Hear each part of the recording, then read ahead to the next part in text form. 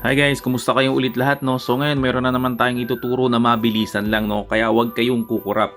Ituturo ko sa inyo guys kung paano nyo i-enhance sa mga luma yung picture ng sobrang bilis no, kasi guys marami kayong makikita nito ngayon sa FB na nag-aalok sila ng i-enhance raw yung mga luma yung picture, pero ang totoo ito lang ginagamit nila.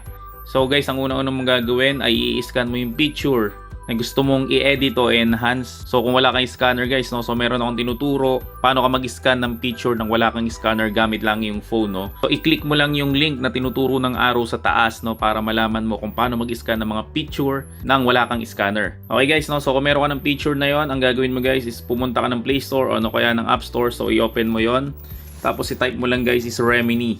So ang gagawin natin guys ngayon is i-open natin siya no. Ito yung Pro version no. Yung Pro version guys nagkakalaga siya ng 250 pesos monthly no. So kung konti lang naman ng i-edit mo ng mga picture no, so hindi mo kailangan magbayad no, kasi meron naman siyang free version na pwede kang mag-edit ng up to 5 pictures per day no. So kung natapos mo yung 5 pictures, kinabukasan ulit. No, so ang gagawin natin guys, ganito lang siya no. I-click mo lang yung enhance, tapos syempre mamili ka ng lumang picture na gusto mong i-enhance no. Halimbawa ito.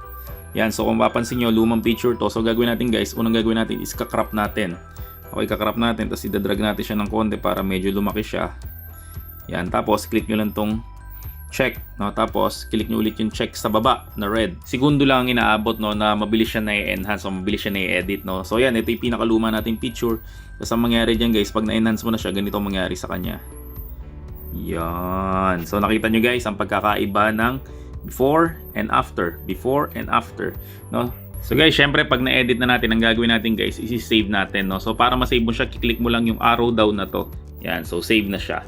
Tapos meron pa siyang isa pang feature na gustong gusto ko. I-click nyo lang tong more, tapos i-click nyo lang yung colorize. So mangyari dito guys, magkakameron ng kulay yung picture na black and white no. So sample natin, ito si Idol Dolphy at si Babalu no. So pag na-open mo na siya, i-click mo lang tong check na pula. Yan, tapos maghintay lang ulit tayo. So konti paghihintay lang no. So mapapansin nyo ilang seconds lang siya. Yan, mula sa black and white magiging colored na siya.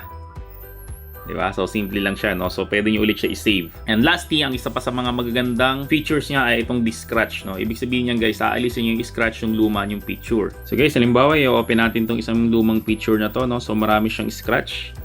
Yan, kung mapapansin nyo sa may gilid, sa may bandang kanan, marami siyang scratch no.